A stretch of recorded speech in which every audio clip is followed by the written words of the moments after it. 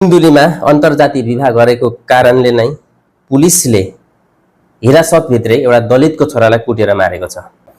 कसले निवेदन हाल्यो र कसले इलाका प्रहरी पुलिस प्रशासनसम्म यो कुरालाई पुर्याएर पक्राउन लायो, सबैभन्दा ठुलो हात यो मान्छेको हुनुपर्छ, त्यो पक्राउन लाउने मान्छेको हुनुपर्छ। र यो कुरालाई सरकारले खेलाची नसम्झोस् र यसलाई छिट्टै छानबिन गरेर पुलिसको गल्ती छ या पक्राउन लाउने मान्छेले उस्काएर केही पुलिस बिकेर मारेको हो भन्ने कुरामा पनि यहाँ अलिकति शंका छ।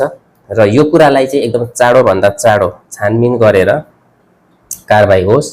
र एउटा दलित भन्ने शब्द छ नि, यो दलित भन्ने शब्दले आज धेरै नेपालको दाजुभाइ दिदीबहिनीहरू मारिएका छन् र सरकारले यो कुरामा कडा भन्दा कडा कारबाही भएकोमा हामी हेर्न चाहन्छौँ र दलित भन्ने शब्दलाई जरेदेखि उखालेर फाल्नुपर्छ यो सरकारले। चाहिँ खगेन्द्र सुनारजीले पनि एकदमै राम्रो कुरा गर्नु भएको छ। उहाँको कुरा के छ सुनिदिनुस् त। काट्ने मान्छेलाई कारबाही हुन्छ भने कस्टडी भित्र मान्छे काट्ने पुलिसलाई कारबाही हुनुपर्छ कि पर्दैन? स्पष्ट छ कुरा।